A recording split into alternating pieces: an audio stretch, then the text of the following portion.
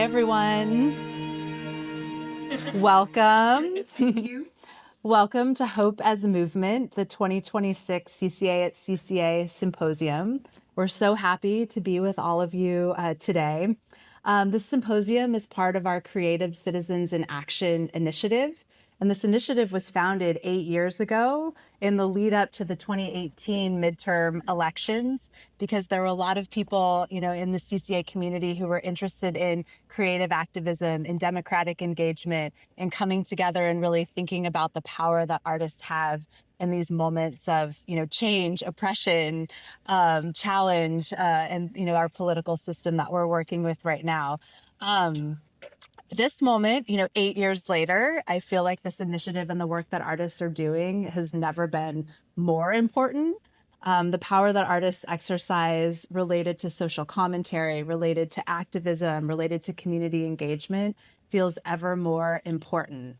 And one reason we chose this Hope as Movement theme, and we're really interested in focusing on the work of artists of Japanese descent who were incarcerated during World War II, a historic moment, is because we've really seen the fear that's on campus right now. Students are fearful to speak out. They're fearful of their own visa situations. We have many international students at CCA. We have many undocumented students at CCA.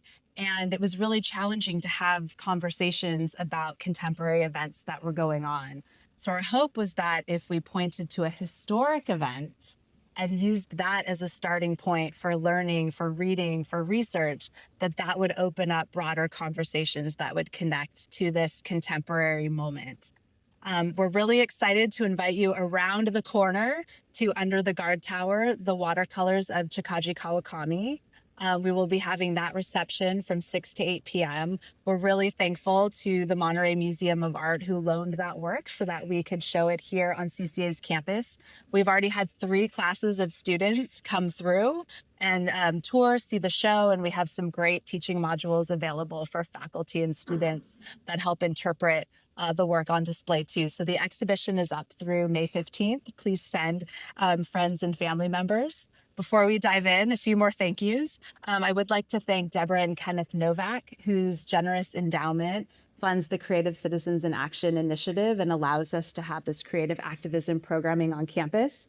I'm also thankful to the Henry and Tomoe Takahashi Charitable Foundation, who contributed to the symposium so that we were able to gather everyone for this artist panel today. So thank you to Masako and your family for that. Today's event has been organized by Lydia Nakashima Degarrod, who's faculty here at CCA and also serving as our CCA at CCA faculty coordinator for the year, integrating Hope as Movement and the Under the Guard Tower exhibition into our curriculum and activities across campus.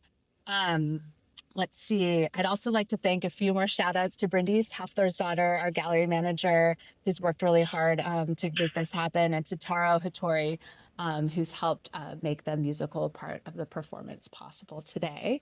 And we will have the other speakers introduced right before they speak with you today. So with this, I would like to welcome Lydia to come up to the podium to kick things off for us. Thank you.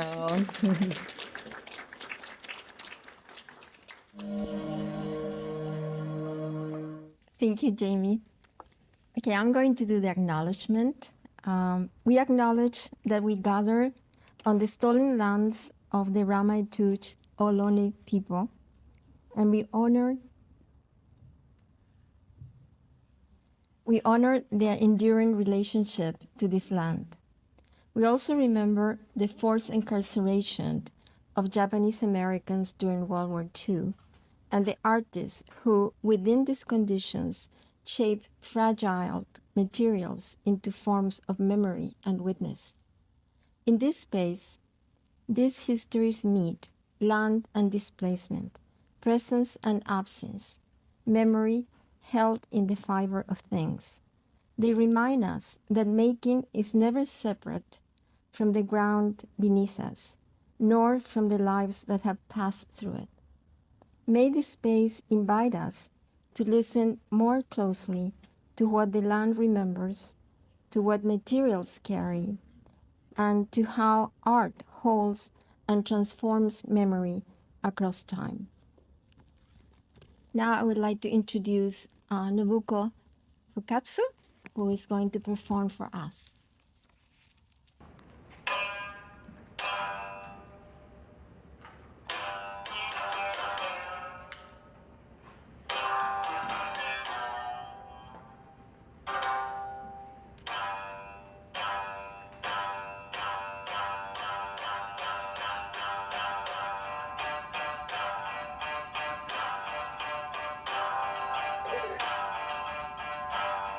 인약 님 하을 야이오이 무시로 다니네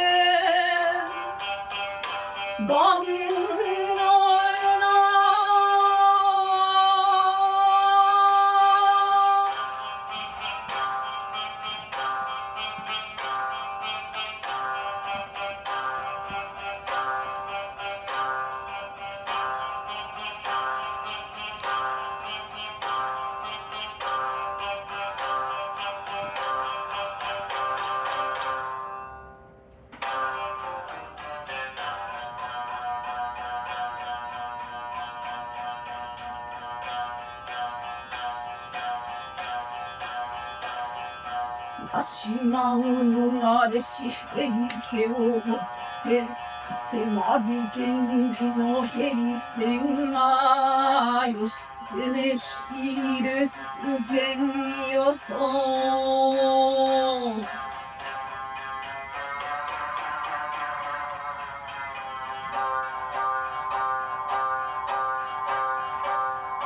세상나 힘이 가도로 마무리츠 무카이르 헤이테와 세미어서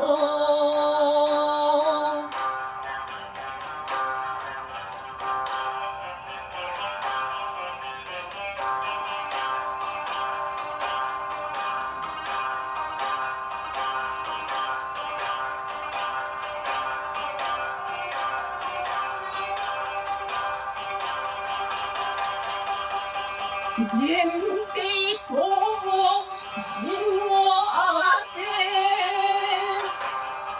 도덕도 아마을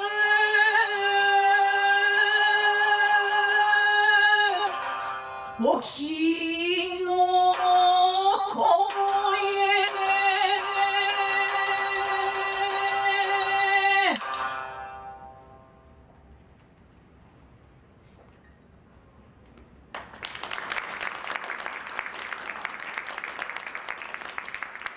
Good afternoon and welcome. Thank you for all for being here. It is a pleasure to open this symposium organized in conjunction with the exhibition under the guard tower, The Watercolors of Chikaji Kawakami. This gathering brings us together to reflect not only on Kawakami's work, but also on a broader question that resonates across histories and practices. How do we understand hope in times of confinement, displacement, and uncertainty? Kawakami's watercolors were created during his incarceration at Tanforan and Topaz during World War II. These are works shaped under conditions of forced removal, surveillance, and restriction.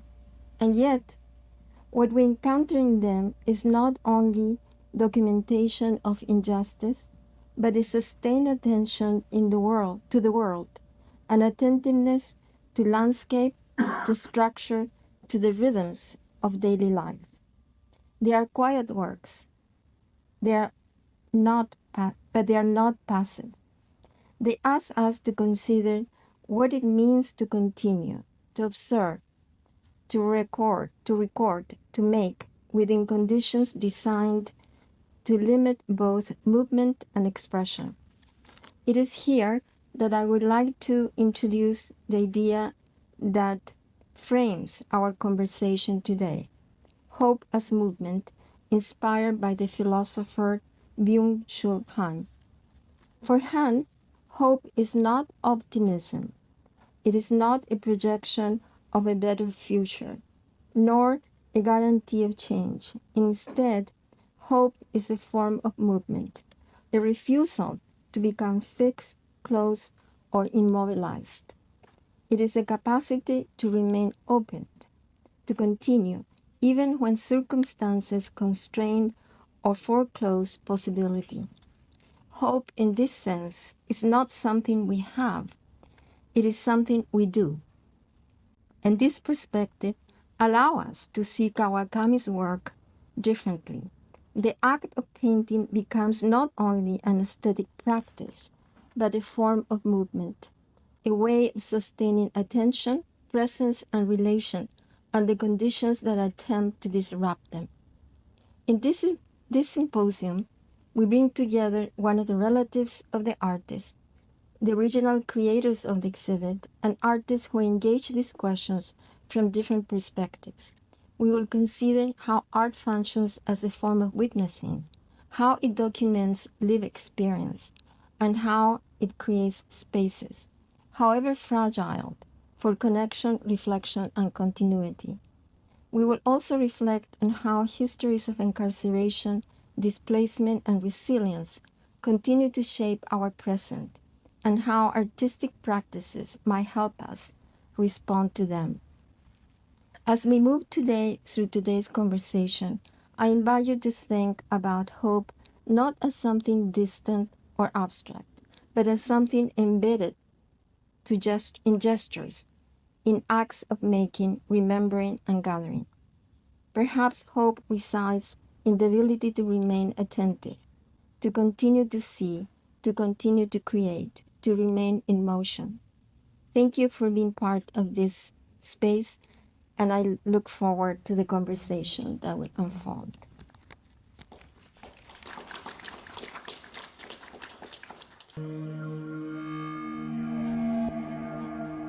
Hi, I'm Corey Madden. I'm the Executive Director of the Monterey Museum of Art, and it's a great honor for me to be here, and I want to first of all thank California College of Art for hosting another instantiation of this wonderful exhibition. Very, very grateful, and very grateful to Lydia and all the efforts that you both have made to make this symposium take place in relationship to the exhibition. I think that will enrich it for many, many people, for the students, for faculty, and hopefully for community members. So that's my first statement of gratitude. I want to just try to give some context. I want to pick up on the idea of hope. I came to the museum in 2020 in August, in the middle of the COVID epidemic, and ran the museum while it was closed on Zoom. We had to find a sort of reason for continuing to make exhibitions and work with artists and believe in culture in a period of time of great uncertainty. And I think that my entire tenure at the museum has sort of been marked by that kind of circumstance. Recovering from COVID took a great deal of energy, and the museum itself needed a great deal of care. And one of the big questions that I had to ask as a museum director was, what is the right action that I can take under the circumstances? And so I just jump ahead and say I inherited some programming. One of the most wonderful projects that I inherited was a project called Shadows of the Past. And it was a show featuring Sansei artists, including Lydia and also Masako and 4 or 5 other amazing artists, really looking at the first generation after survivors from the camps who had gone through, to a certain degree, I think one of the underlying themes was the Sansei generation had had the opportunity of the civil rights movement, of being educated in the civil rights movement, especially in California, and that they had a sense of empowerment, of voice. And so these works that we were looking at were the works of artists with a voice, and artists who were able to speak on behalf of people who had been silenced. And I think that that was extremely powerful for me. I lived and worked in Los Angeles for more than 30 years at the Music Center of Los Angeles, and I was very lucky to work on a couple of projects, one of which was called Sansei, with the band Hiroshima, and got involved, sort of peripherally in some of the most important events that took place around the Japanese American National Museum being founded, and the reparations fight and success in Los Angeles. So had some connection to how important a story this was to California. And one of the things I didn't say sort of to begin with is that the Monterey Museum of Art is a California-only focused museum. And I think another kind of detail about our museum that I'm not sure exactly that the Shadows from the Past show explicitly acknowledged this, but by the time we had done that show, I had learned that Monterey was a town of about 15,000 people in 1942, and that 3,000 members of the community were Japanese American descent, and that they disappeared overnight. And you could walk from where I was in the one end of the historic district, 2 or 3 blocks, and be at the historic community that disappeared, and be right at the wonderful Grange Hall, which is the Japanese American Citizens League. And so from the point of view of being a new director, I was beginning to think about what are the most important stories that we can tell, who are the most important people to include in our storytelling. And sort of into that, by chance, Diane Kawakami Coward contacted us sort of out of the blue. And this is a little bit just a insight about museums, especially smaller regional museums. She asked whether or not we would be interested in looking at some of the paintings of her grandfather. And she gave us kind of a cryptic description of what they were. And my director of collections, John Rexine, and I sort of were in one of those modes where we were like, sure, why not? And we sat down in our kind of funky little classroom, and Diane came in with a box that could only be described as something that would come from underneath your bed or had been in an attic, not exactly an artful box. And in it were 89 watercolors. And they were immediately, as we started to unpack them one by one, just transfixing, because you could see this experience unfold in front of your eyes.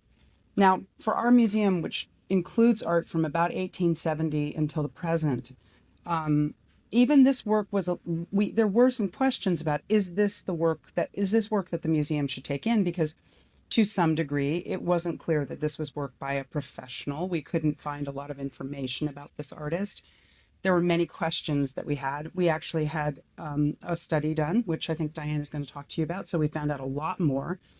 And we did decide that it was extremely important for us to accept the gift, and also to make an exhibition immediately. And sometimes we might wait years to make an exhibition, but we thought, actually, this is really, really significant. This is a very major piece of historical artistry, and it really represents a lot of things the museum is interested in. Is who's been left out? Why did some people get training and not get training? Why do some people have careers and not have careers? And a lot of the curation that I've done over the last 6 years has really been to look at all those questions alongside of the questions of who do we already know and love, and how to venerate, and how do we mix those two together to make a canon that's much more representative. So just to say that I think that this idea that hope is movement is such an interesting one, because what I see is a series of right actions. Diane coming and giving away her family's history to us. She did that very generously. She also gave some support to it. I called Lydia up and asked Lydia if she would curate. I worked with Masako and her family to fund the project. The Takemoto Foundation helped fund the project. We created a catalog. So I think I just want to say that over this now almost 3 years, and now we'll go into 2028 with exhibitions, this is an ongoing example of hope as movement. Thank you.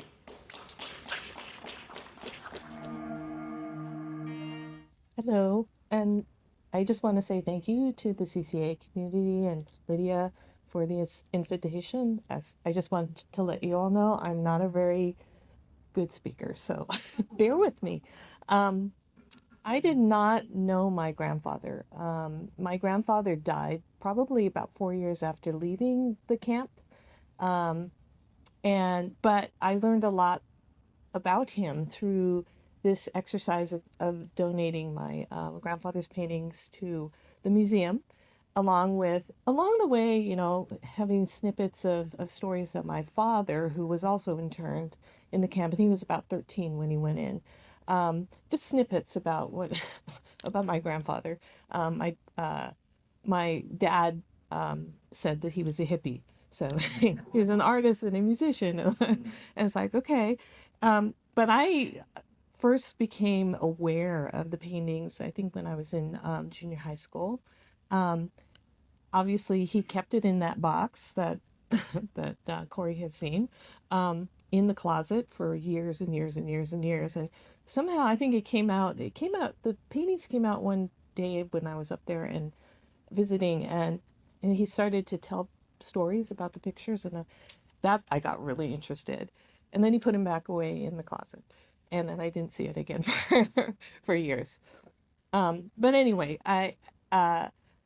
he came to the United States as a classically trained artist, but pretty soon after getting here, he pretty much was inundated with fatherhood. He became a single father twice, had about 8 kids, and he spent the majority of his adult life basically trying to keep them fed and housed. And he was a serial little entrepreneur. He did all kinds of things just to keep his family intact. And as much as this is a bad thing that they were incarcerated at Topaz, it was actually good because he was able to paint. He never had the time to paint before, and he painted while he was in the camps prolifically. And then when he left the camps, he died like 4 years later. So there's not a whole, the bulk of his paintings ended up being in the camps. But as a result, we have a very good historical record because he painted from the time that they were rounded up to the time he left the camps. And I think I'm going to take this. I think Lydia has said something to this effect. I'm stealing from you. This picture is what Lydia referred to as an act of defiance, that in the camps you were not allowed to have anything that represented the Japanese culture, yet he painted a self-portrait in Japanese attire with a Japanese instrument. And in the camps, photographs were not allowed, but paintings were fine. So anyway, so I just wanted to actually show you, this is one of the paintings that's not in the show because it was donated by my father to the Japanese National Museum. So it's actually in that collection. And it is a representation of the infield at Tanforan. And that was a bridge that was built by the internees with no nails. This is at least what my dad told me. So I just wanted to share that. And then also at the museum in Tanforan, we were trying to also find information about my grandfather and whether he actually did teach or he was doing art in the camps. I mean, we knew he did, but this other person documented with this sketch my grandfather actually painting in his little studio. So, and then I just wanted to show a couple of paintings that are not historical, but more kind of his playing around with his painting. So this is a little bit black and white, more traditional painting. He documented the races. He really was into these old cars. Some still life. And this one we know he did after the camps because it's painted on the back of this thing of this poster. And then these are some of the other ones that are a little bit more Japanese inspired. My dad said that he and his brothers and sisters would actually add trees to some of his paintings. So there might be some of that in there.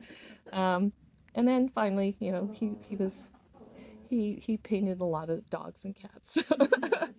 So anyway, thank you so much for hope this was good.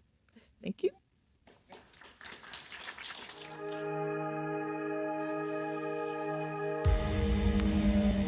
Okay, hi. I thought I would start out by showing you a little bit of my work. That first shot was because people often ask me, how long is your hair? Because I embroider with it. And this was an exhibit in Mexico. You'll see that there's an installation of black kimonos in the back wall there. It is, I hang them with their sleeves just touching, which is to imply how something Japanese gets passed along from generation to generation. This piece is called Generations, and it was also in the Monterey Museum. This is another installation in Spain. Here's a detail of the hair embroidery on the back of one of the kimonos. I created this text. Each word is as long as the hair allows it to be. Another kimono with an hair intervention. This is kimono fabric, dyed with indigo and then with the hair embroidery on it. And through my life, I never directly referred to my heritage so much as this, until I started doing this kimono installation after my father passed away.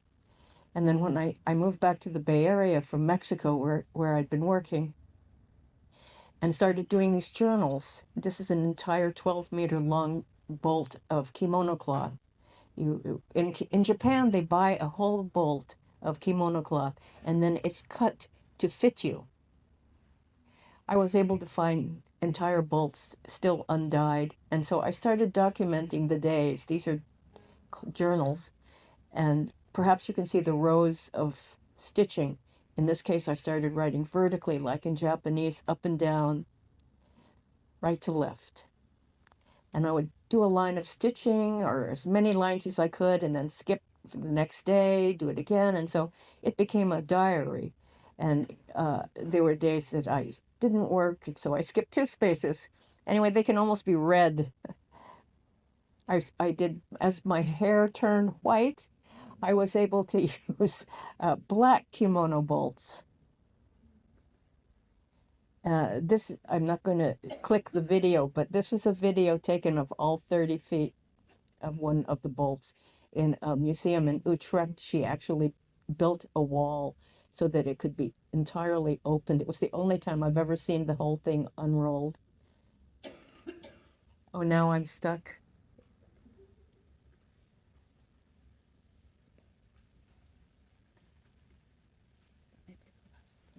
And then do you want the other images? It's a video. We can go to the next slide instead.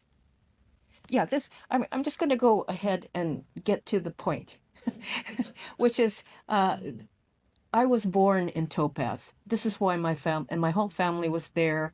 My brother and I were both born there, and so we have a special, very particular feelings about the place, not just the subject as a whole. And a few years ago, there was, and you'll see all this in the pamphlet, there was a map found where James Wakasa, a man who was out walking his dog, as he did every night, was shot by a guard and killed. Now, the map you'll see in the pamphlet was drawn by somebody at the time and recently was unearthed, and you'll see it also in T.T. Takemoto's film, the exact location where he was killed.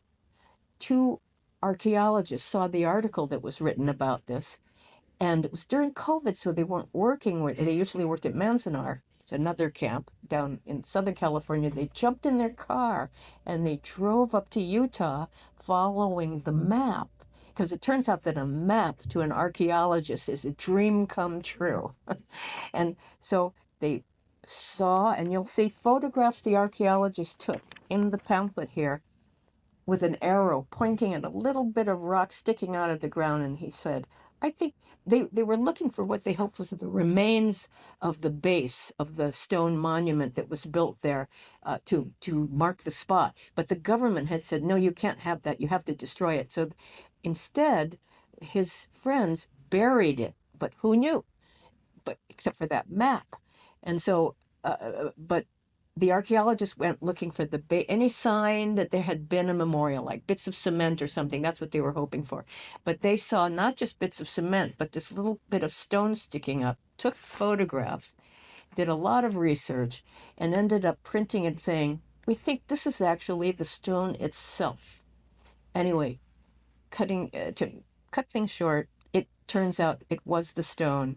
It was very unceremoniously, as you can see from this picture, dragged out of the ground, in spite of when I talked to the director saying, well, we'd be happy to do so thrilled to find this proof of mistreatment in camp, because that's what it is. The government likes to say, well, it was all baseball games and haiku poetry and arts and crafts.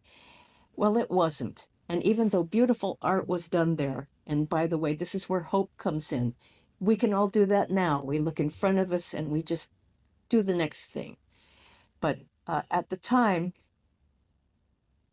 the story was obfuscated, and even now the archaeologists are being accused of being trespassers.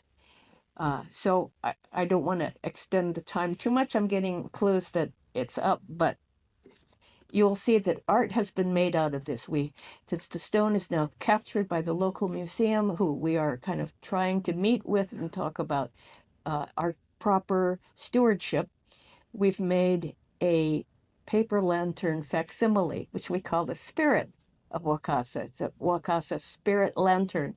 It lights up from within. We recently had a wonderful memorial at the Day of Remembrance in February last month, at San Francisco State, in the garden that Ruth Asawa created to commemorate the 10 concentration camps. And if you have a chance to go to San Francisco State, go there. It's very peaceful and beautiful. There's a fountain and this lovely area where there are 10 large, beautiful stones representing the 10 different camps.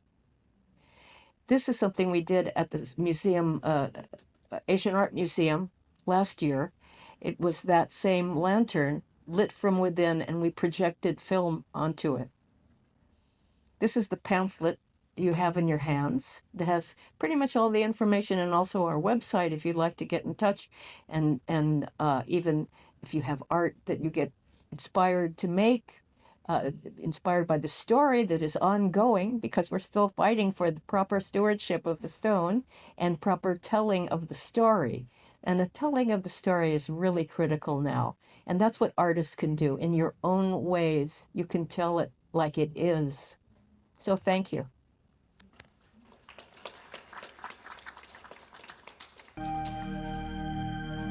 Hi, can you hear me? Yeah, great. Okay. All right. So, Warning Shot is a film that I'm going to be presenting today. I'm going to show a clip. This film focuses on the killing of James Wakasa through the lens of witnessing.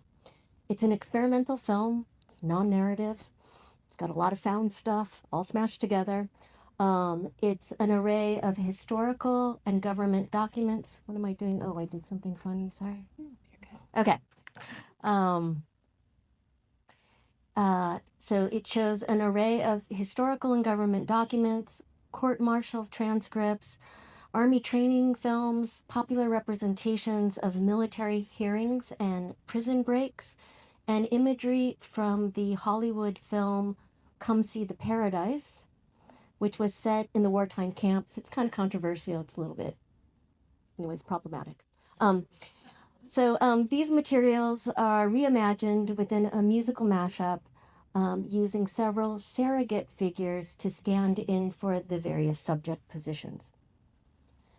And again, Wakasa's death is notorious partly due to the numerous accounts regarding the circumstances and cause of his demise. Newspapers reported that the inmate was killed while attempting to escape by crawling through the barbed wire fence. The shooter claimed that Wakasa was inadvertently hit by a warning shot. And investigative reports suggest that the first-generation Issei bachelor was slain while walking his dog within the perimeter of camp. So this film poses the question, was Wakasa's death a justifiable homicide, an accidental fatality, or second-degree murder? I structured the film using the Rashomon effect to juxtapose conflicting points of view around a specific crime, including that of the only eyewitness, which was Wakasa's dog. And when I started this project in 2012, this was the third in a trilogy of films that were about sort of queer meditations on queer folks in camp. I thought of this film as queer to the extent that I was trying to both pervert and disidentify with conventional modes of history telling or historical narrative.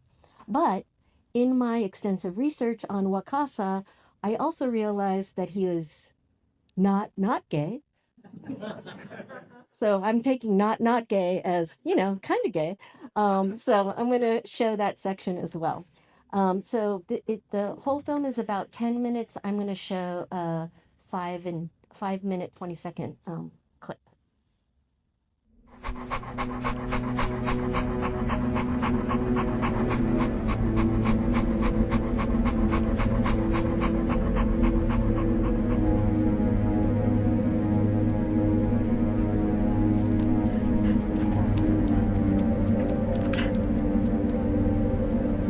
What makes you mad?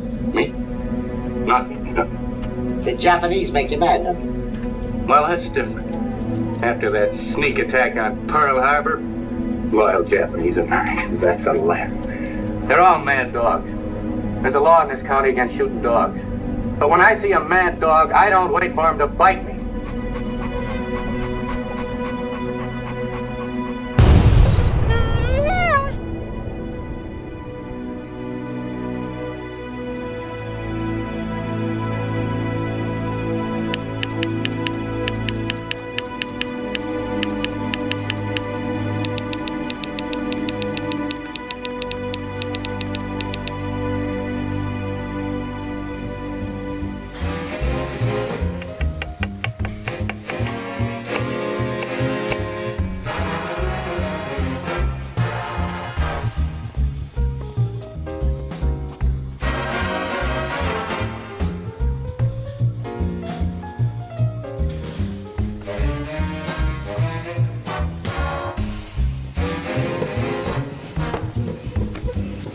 Come on and drink.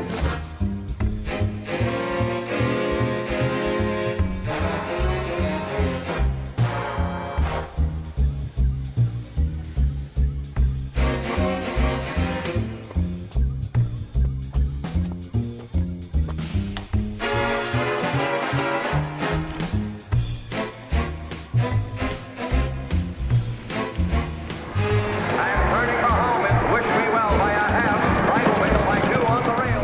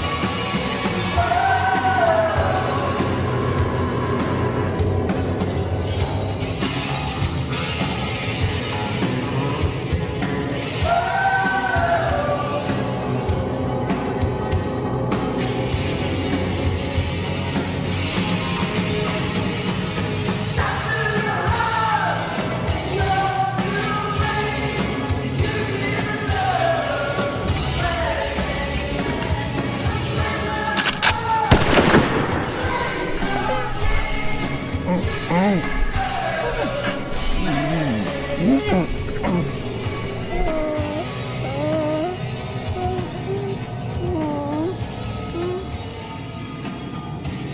is my duty as president of this court to inform you that the court in closed session finds you of all charges and specifications not guilty.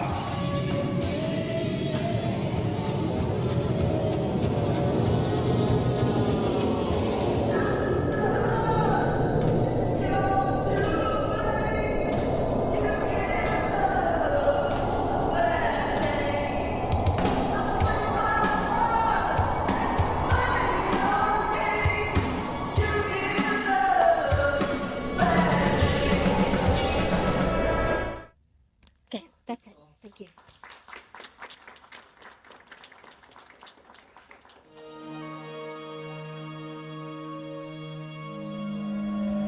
Good afternoon.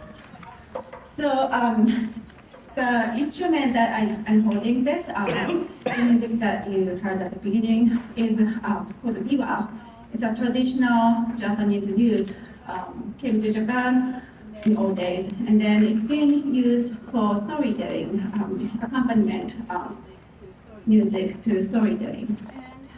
And this particular type of this biwa is from, it's called Satsuma biwa. Satsuma is an old name of Kagoshima, which is the hometown of Chikaji. And it's been, traditionally this music, this instrument and music was carried by the blind monks to tell stories, and there was a wandering monks, and then they went place to place and told the story with biwa. But in Satsuma region, they adapted into samurai culture, and then it became more widely available in that region. And I learned that Kawakami came to the United States at around the age of 20. So probably this was a very familiar instrument for him. So when I first saw this picture, I was very fascinated. I think this is another evidence that this instrument lived in the Japanese American community before during the war. And then to me, the fact that he's holding this instrument is deeply related to his identity as a Satsuma person. And I was even wondering if that identity, the local identity, was deepened in the camp, but there wasn't special, circumstances. Probably before camp, his identity was more like Japanese, but in the camp, he was surrounded by Japanese, so maybe he felt safer. The reason why I'm playing this song with this instrument is because this instrument itself went through this experience of internment. This didn't go to the camp, but it was left at home. It was owned by a boy at the time in high school. And when he and his family were incarcerated, they couldn't carry this with them because only limited luggage was allowed. So they decided to leave it at home. And then so they left at the corner of the house, they locked the door, went to the assembly center. After years passed, and then they were released, and they came home in Los Angeles to find that their house was totally vandalized. Their precious things were all taken, but this instrument was still standing there intact. So this is really exciting witness of those violence, vandalism, fueled by both hysteria and racism. So when I received this instrument from his wife months later after he passed away, and she told me the story, and I felt like this story needs to be told. We can't just build it. So I was kind of trying to find a way to connect this biwa story and the nature of biwa art, which is storytelling art. Then I encountered this song written by Nobuko, and I was really impressed, and then wanted to translate that into Japanese. And then make it arrangement to biwa-san. So I reached out, connected with her, she gave me permission, so that's how I created this biwa arrangement of gaman. And gaman means to endure, endurance. And that is the spirit that Japanese Americans, particularly the East Japanese, held to go through this hardship and to show the resilience. So that's the title of this song. So and then as a last week we got remarks before saying, this story is 80 years old, and going to almost 85 years old. It's a past story, but it's still very relevant to what we are experiencing in this world. And keep on telling the story and learning from the story is very important. So I'm very honored that I had this opportunity to share this song in this special occasion.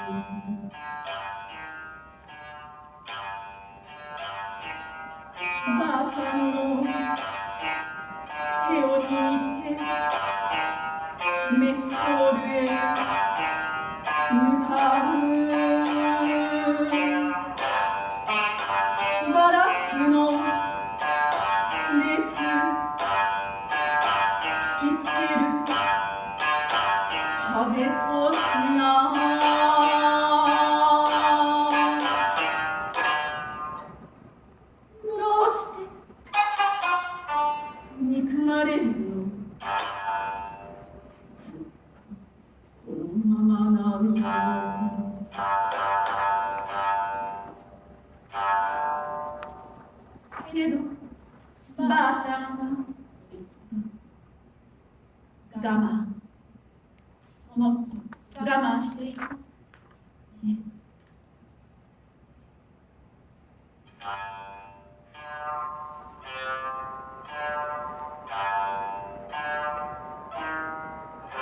踊りの稽古、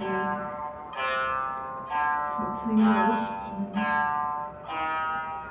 日々は続く。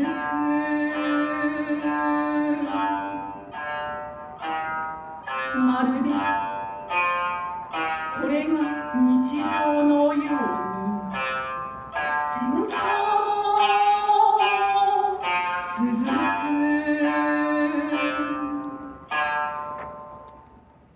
いつ終わる？ずっとこのままなの。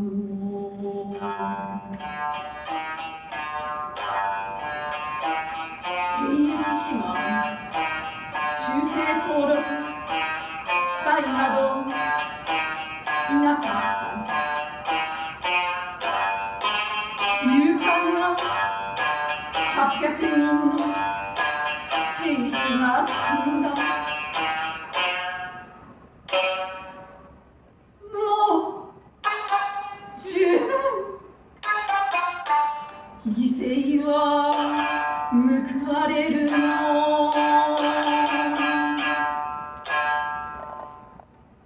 物語を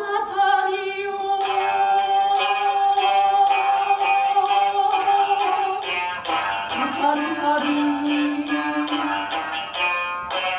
押し込めた思いが炎のように吹き出す。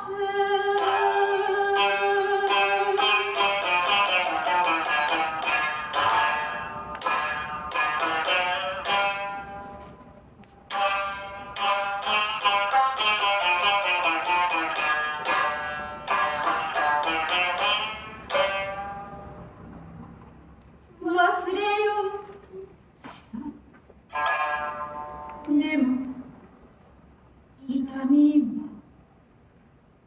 今ここに。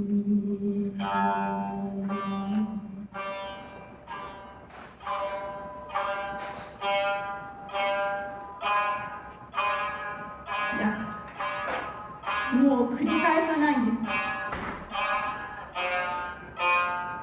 マンザム、ボストン、ローア、ツールレイ、君にどん、アマチ、左側、ハーフマウンテン、ジェローム、トパージ、クリスタルシティ、フォーティス、もう誰もこんな思いをしないように。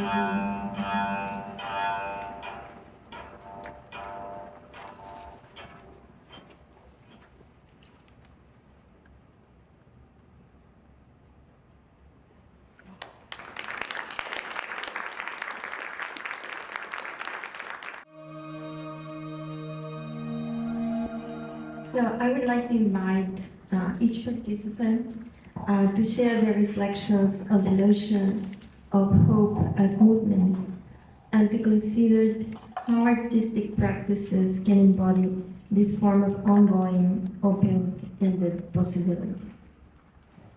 Carly, you want to start? The microphone. I think that I kind of commented on that, but maybe I will speak just a little bit more about it, which is that I think that I've been thinking a lot about the role of museums in the practices of artists and the way in which the space that we hold and the conversations that can happen in those spaces, the experiences that people can generate from engaging with artists is one of the most, to me, important examples of how art embodies democracy and freedom, and that we embody in the work of artists their freedom to express, in the curator the freedom to think, and in the viewer the freedom to imagine, to place themselves in relationship to an ongoing conversation of art.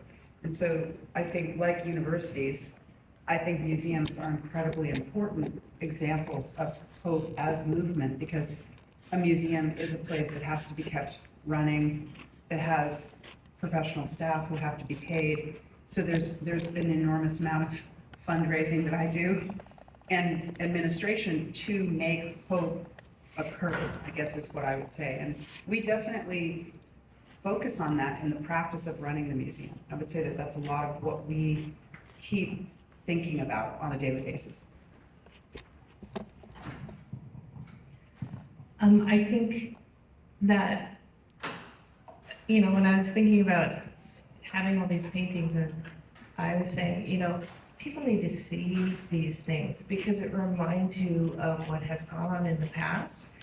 And as terrible as it was at the time, if we don't continue to show people and give people the opportunity to see these historical images of what has happened in the past, it provides, I think artists, provide that objective look at what is going on at any time in history, and it's a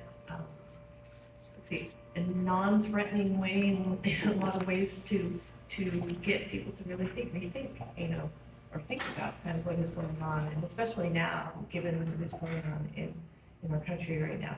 So I view, the art and the ability to see it and promote it, and how it frames our history, I think is really helpful. Let's see, so within my own practice, I do a lot of queer speculation in the archive. So I look for traces of hints of possibilities of maybe queerness, and I've been doing that since about 2009, when I was introduced to an archival collection of Jiro Onuma, who was a gay man who was incarcerated. And then in terms of my sort of strategy for art making, my work often involves mashup style, Madonna, ABBA, musical soundtracks.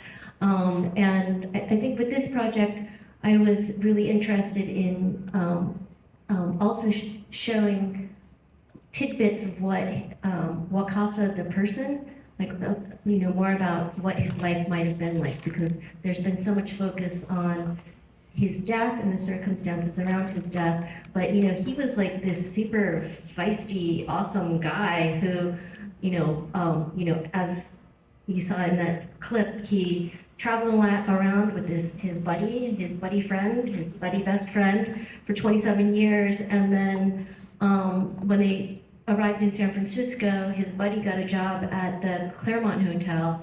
He was looking for jobs all around San Francisco, kept getting hired and fired, but he was part of a workers' union. And so then he finally lands a job at Tanforan racetrack. It's like the best job that he could get. He's a caterer, he's like a chef, he's doing all the things.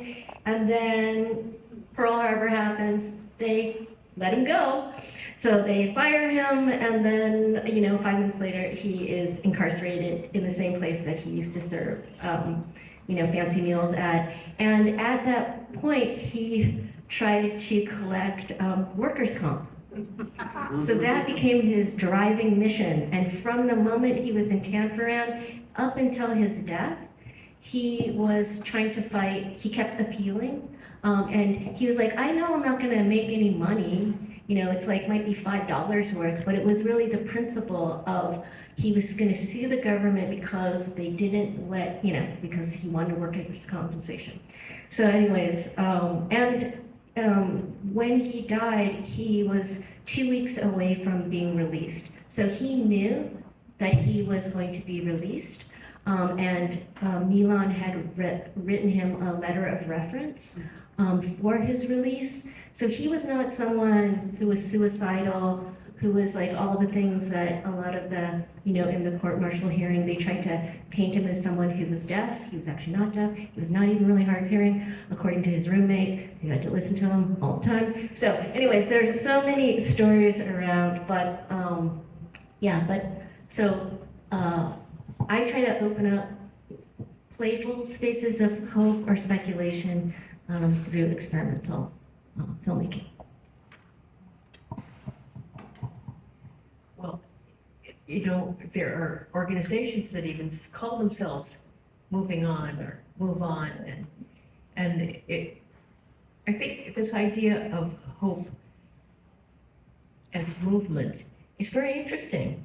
Just do the next thing. Don't give up. This is what the Dalai Lama always says. Do something. It doesn't have to be huge or big. It can be art. Art is a great salvation. It saved my life. If you learn ways to express how you feel, you might be just doodling or fooling around by yourself, and you'd be surprised how you feel that you didn't even know you felt. But movement and hope, this is an interesting concept, and I'm so happy that you brought it up because it gives us something to do. Move. Take a walk even, So we would like to know if anybody has questions for our participants or comments that you would like to do.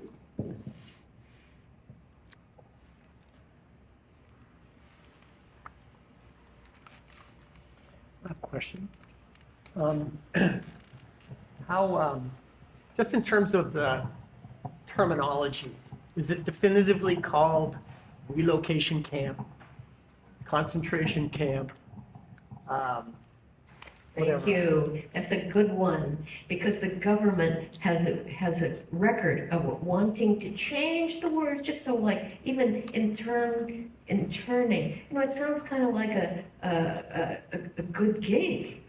They said that they were going to evacuate us. That's what they called it, evacuation, as if they were saving us from the tsunami, instead of incarcerating us in concentration camps. Now, originally they called it concentration camps, but Germany gave that nomenclature a bad name. So then they started calling it relocation centers and things like that. And the Japanese community also picked up on using whatever the government called it. But the truth is, it's just like calling Guantanamo Bay an internment community, or just a place where people are being secluded for a little bit. This is like part of history that, as the Wakasa Memorial Committee, we're trying to just tell the truth and not whitewash it, not push it to some sort of a big ridiculous point. And we want the museum and the local Topaz Museum to succeed and to be good at telling the truth. This is our urgent commitment to the struggle of Wakasa and his memorial. You can read it all in the pamphlet, but nomenclature is important because words matter. And if I call you an enemy, everybody, including your own children and your own family, might say, oh, he's an enemy. And for the rest of your life, there are going to be people who look at you that way. Wonder if he is. And so words matter. We were incarcerated, we were not interned. And there's a pamphlet that the JACL, the Japanese American Citizens League, has published on exactly that, what to call what. So if you're really interested, it's free, it's online, it's available. So thank you for asking. That's a good one. You made it right. Yes. I have a couple of quick questions about the Wakasa Memorial Stone. One is, so you referred to it as being like abducted. And I think you said it was abducted by the Topaz Museum? Because they dug it up, they Right. being the local museum, They being the local museum called the Topaz Museum, which my family supported, by the way. I'm not against museumship. I'm for proper stewardship. So, yeah, which I totally get, but I'm just interested in this picture here because it looks like the stone is incarcerated or imprisoned. Yes, it does look like that to me Is it too. actually being displayed? I mean, it looks like a really it's not being displayed. As a matter of fact, it's been held in their backyard outside, and it was being rained on, snowed on. If there's a picture of it there. Right, in fact, on our website, the Wakasa Memorial, we have so much more documentation that I could fit on that little pamphlet. Emiko Omori, the filmmaker right here, she's an Emmy award-winning documentarian, has done several like 5, 10, 15-minute little documentaries on this subject that you can see on the website. And there is room for other people, like artistic people who want to be able to speak through a movement and through art and saying something, that we would welcome your input. A Japanese artist helped make that beautiful spirit lantern. When he just heard about it, oh really? You can't, they are holding it captive, well why don't we just help you make a lantern? And it's so beautiful because we can light it up, it's transportable. Anyway, we value artistic input, and it's a great outlet. Art is a great outlet too. Wonderful. And then if I may, there's in the exhibit, there's a wonderful work by Nanpo of the guard tower of the Basho poem, and it says that it's in memory of Wakasa's murder. And I was just curious how that is known. I mean, it seems kind of obvious from context. Well, everybody in camp Did knew you write about it? There were people who heard the shot. I mean, it wasn't like a secret. 2,000 people went to the funeral. There was a funeral. Right. No, I just mean, how is it known that that specific, because you did several of guard towers, for example. How is it known that that specific? Guard Tower 8 is where the bullet came from. So my uncle was a poet, and he was quite familiar with what went on. And he wrote a poem about it, so I know that my family knew which one. So, so if he made that notation, I'm pretty sure it's true. Perfect. Yeah, and also I'd like to add that he did, yes, several paintings about the guard tower, and that's the only one that he used a Japanese style of painting, and he includes that poem that is very well known. And so it appears that he's signaling to a Japanese audience.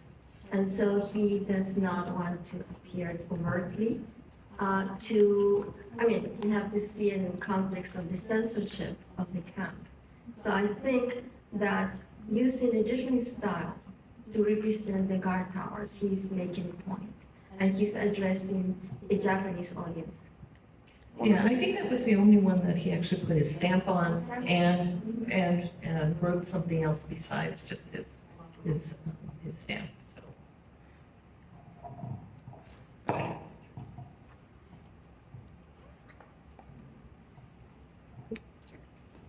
I was just curious on the artistic end of things. We were lucky enough last year to be in Washington, D.C. and see an exhibition of 3 women artists from camps. That was really marvelous exhibition. Yeah, it's at our museum right now. Oh my God, I want to come back. Yeah, great. But what do we know about the communication or the community that though 2 of those artists who Topaz had with Kawakami and of course Obata, what sort of artistic community within? I know classes were taught. I think that's actually one of the more interesting, it's a very significant example of Hope's movement, which is that immediately upon accepting incarceration, which Chiura Obata, who was the head of Berkeley's School of Art at the time and had the opportunity to leave the area and not be incarcerated, but instead in solidarity chose to be incarcerated. At Tanforan, he immediately started an art school.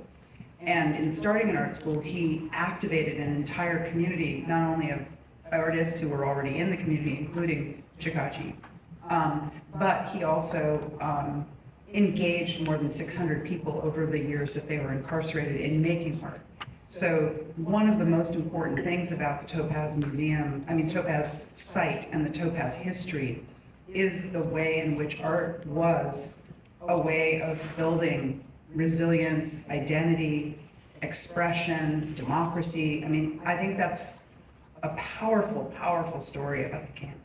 And I think that's one of the things that really compelled me, because what Diane mentioned about her grandfather, which was that this 3-year period was a period where he was empowered in some ways, and that's also true in the Pictures of Belonging show that the curator of that show really makes a point that he wanted to show the breadth of their creative lives. They existed and made work before, they made work after, but one of the things that's most poignant is the work that they made during gave them a chance to transform as artists. It wasn't exclusively about the experience of being in the camp. It wasn't always about that, but it was really about things like a certain kind of formal bravery or experimentation that you see in their work that carries over to what happens afterward and their transformation as artists. And I think that's also something that I've heard in other people's testimony,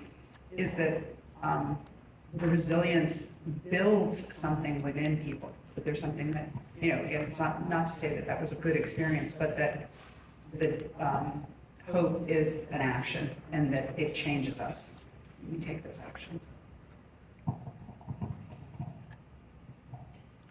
I guess I just want to say that Kimi Obata, who's the granddaughter of Chiura Obata, was at the museum when we were doing the show. And so she and I actually went through the whole show and talked about how our grandfathers actually had different ways of interpreting what was going on in the camps. And that her grandfather really focused on the angst of and the daily life of the individuals. And my grandfather was landscape, buildings, more in the external and more kind of not. So just having the two different types of art at the same time is also just gives you a bigger picture of what was going on.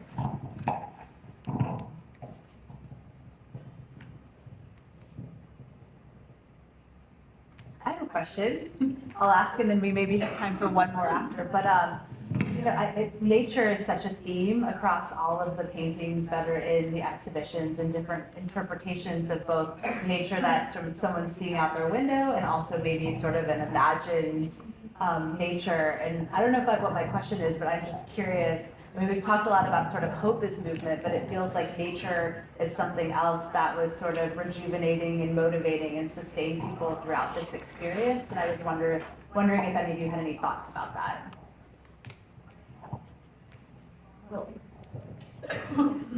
It's Japanese tradition to pay very close attention to nature, and nature is constantly changing. There's 72 weeks in the Japanese year, and that's because every 2 weeks there's a natural change. It gets warmer, it gets colder, it starts to snow. Every 2 weeks there's a change, and they're very, very sensitive to that. I'm sure that many people who've been to Japan, you become aware of it. They don't just tell the weather. They tell you what blossoms are starting to open and things like that we don't notice here, but they go out of their way to notice things like that and try to stay aware of change. And change is movement. And maybe that's how they could stay hopeful through some of the dreadful things that have happened in Japan. I think one thing that I was really struck by in terms of Wakasa's memorial, his funeral, which was the largest funeral that happened in all of the incarceration camps, was the number of paper flowers that were made. So, in the middle of the desert where you're not going to have very many flowers, hundreds and hundreds of people spent thousands of hours making paper flowers so that there could be wreaths, and so we see some of the photos even in the pamphlet, that on that raised stage it's all of these beautiful wreaths, and those are all handmade paper flowers. So I think this experience of the Japanese internment camps in general, to me, seems like a particularly great teaching moment for humanity because it's recent and it's well documented. We have descendants of people, so there's a lot of concreteness to it. Other than having the artwork that was produced there and the museums and perhaps the memorials, is there any, since it's a teaching moment, is there any other ideas of how to teach it other than the physical museums or, Okay, I'm 66, and I'm going to say that there was nothing in the curriculum about this at all. But I attended with my parents after I had been out of high school and whatnot, and there was a movement, and I don't know where that has gone, of a lot of the internees were advocating for better education in the school systems, to make sure that these stories and the history gets done in the schools. And you know, there have been so many people who say, I didn't even know that this happened, and they're not young kids. And I'm like, how could you not know this? You know? So yeah, I think, you know, what more advocacy, I think it is now in the curriculum of the schools, but it's taken a long time. So.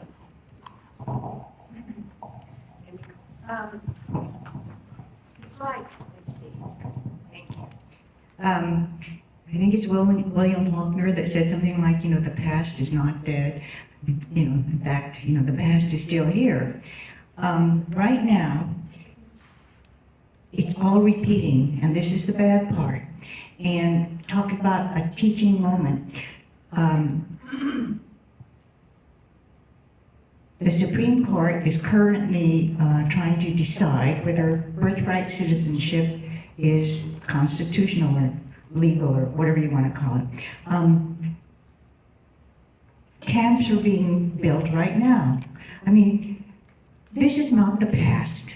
We keep talking about as though it happened a long time ago. It's not going to happen again. So Rachel Maddow has a wonderful podcast called Burn Order. And just on Monday, she mentioned on her show that this whole question of birthright citizenship, she said, people were incarcerated in camps, people were born there, and they are American citizens. People were kidnapped, Japanese Peruvians were kidnapped from Peru, brought here. They had children. Those people are American citizens. So the entire current moment is the teaching moment. And that we can't let this happen again. And so bunches of us are fighting back, and that's the action. And part of it is now an organization called Tsudo for Solidarity. You know, Tsudo is the folded crane thing. And that we go to places to protest what's going on. We went to Dilley in Texas. That's the largest family immigrant family detention center there. We went to Fort Sill. Now Fort Sill, and we were at Dilley because we had a camp nearby called Crystal City, Texas.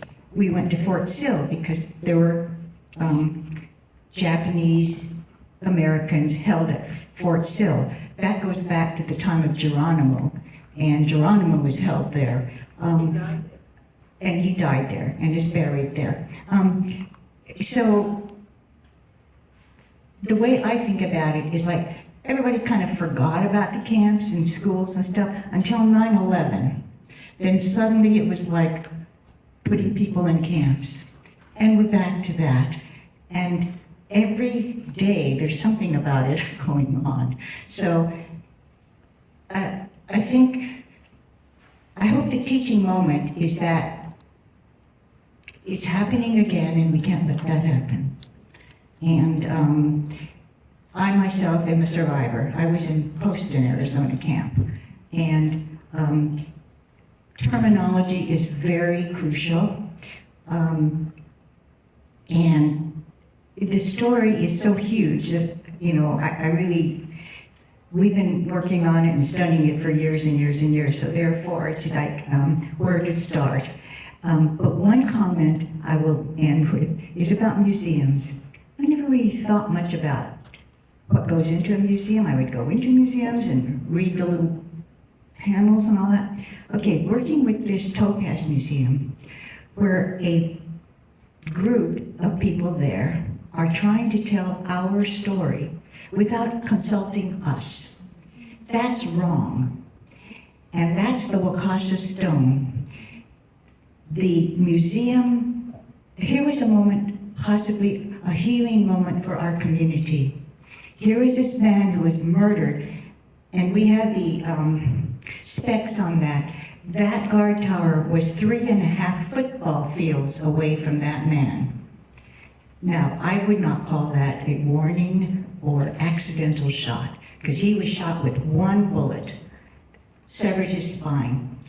Anyway, for those of us who were really too little to suffer the great suffering like our parents had, we did kind of have the impression that, oh, camp was football and baseball. And so to have an actual physical manifestation of someone who was murdered by the government in our camp was an amazing find. And we were so excited to know that it had been found, because in all the records, that monument had been destroyed. That's the government asked it to be, demanded it be destroyed, and our ancestors said it was. You know, it's 2 tons, this rock, isn't it? No, is it 1 ton? I forget how big it is. It's big. And then the fact that they stood up and said, fuck you, no.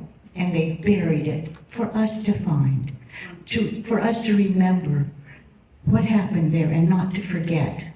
And it is the single most important find. I would say that and the burn order thing, which is another long story, that was so hurtful to us in our community. And we are trying to patch that up now. And we're only asking to be able to have some say in our own history. And now things are being erased. So, you know, it's kind of like a constant battle. And so that's what the Wakasa Memorial has meant to all of us, and why right now it's been a battle to come together and talk about how it can help heal.